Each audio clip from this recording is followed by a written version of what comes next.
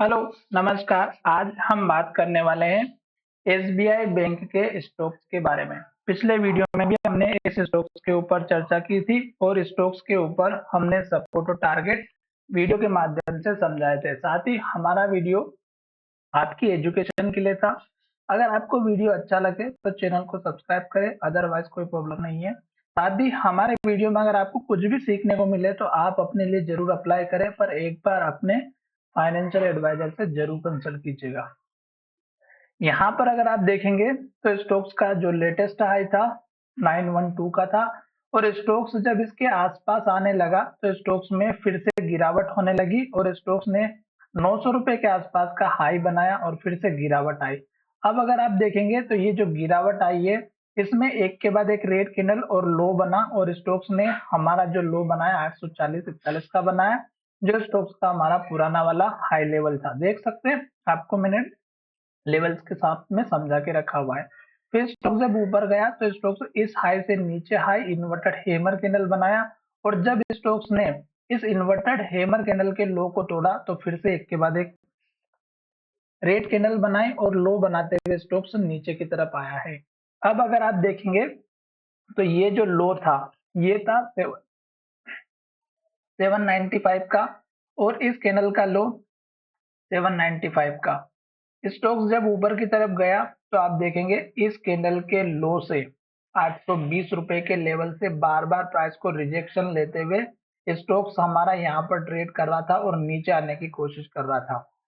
इस लो के बाद स्टॉक्स ने यहाँ ऊपर लो बनाया था जो कि 806 रुपए का था, और इस लो को बड़े से कैंडल के साथ में ब्रेक डाउन मिला। और इसमें अगर आप देखेंगे तो उस दिन स्टॉक्स की एक न्यूज निकल के आई थी, जिसमें ब्रोकरेज फर्म ने इस कंपनी के स्टॉक्स को सेल की रेटिंग देते हुए 742 या 40 रुपए का स्टॉक्स का टारगेट दिया था, जिसकी वजह से गिरावट आई और स्टॉक्स ने इस लो को तोड़ दिया, और फिर स्टॉक्स हमारा इसी लेवल के पास आकर के ट्रेड करते हुए दिखाई दिया, और स्टॉक्स ने यहीं से रिजेक्शन, अगर आप देखेंगे तो आज का हाई और कल का हाई दोनों ही अगर आप देखेंगे तो सेम टू सेम दिखाई दे रहा होगा।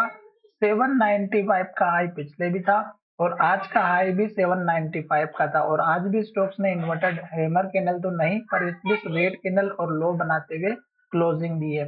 तो अब एक के बाद एक रेड कैंडल और लो बनाते हुए स्टॉक्स नीचे की तरफ आता है। तो 200 डेज का जो मूविंग एवरेज है, यहाँ तक तो एटलीस्ट स्टॉक्स का सपोर्ट बनते हुए दिखाई देगा। और इस तरह की अगर एक के बाद एक रेड कैंडल और लो बनता है और लो के पास क्लोज होता है तो आपको नई फ्रेश एंट्री बिल्कुल भी नहीं लेना है जब तक रेड कैंडल बनेगी तब तक। साथ ही स्टॉक्स में ये जो रेजिस्टेंस लाइन है, ये स्टॉक्स को ऊपर नहीं जाने दे रही है, तो ये भी हमें रोक के रखेगी। दूसरा 150 डेज का मूविंग एवरेज है, ये भी रोक के रखे हुआ। 50 डेज का मूविंग एवरेज है, ये भी रोक के रखा हुआ। नीचे सपोर्ट के लिए 200 डेज का मूविंग एवरेज जरूर है, ये स्ट्रॉन्ग सपोर्ट होता है। अगर स्टॉक्स इस लेवल के एक बार नीचे अगर चला जाता है तो फिर स्टॉक्स में और भी गिरावट दिखाई दे सकती है, और स्टॉक्स हो सकता है कि स्टॉक्स इस लेवल पर ट्रेड करे 720 रुपए के आसपास। पर ये सारे लेवल्स तब मिलेंगे जब एक के बाद एक सपोर्ट लेवल टूटते हुए दिखाई देगा, जैसे कि इस कैंडल का लो जो कि हमारा 737 का है, तो 740 के आसपास का, और इस कैंडल का जो सपोर्ट है 780 का, ये भी हमें यहाँ पर एक दो दिन के लिए सपोर्ट देते हुए दिखाई दे सकता है। पर यहाँ पर रेड कैंडल का मतलब ये है कि कल डोजी कैंडल बनी थी और स्टॉक्स उसी का वेट कर रहा था कि अगर हाई टूटेगा तो ऊपर जाएगा और लो टूटेगा तो नीचे जाएगा। तो यहाँ पर हमें आज के दिन कंफर्मेशन मिला है, स्टॉक्स और नीचे जाते हुए दिखाई देगा। तो चलिए वीडियो को यहीं विराम करते हैं। धन्यवाद।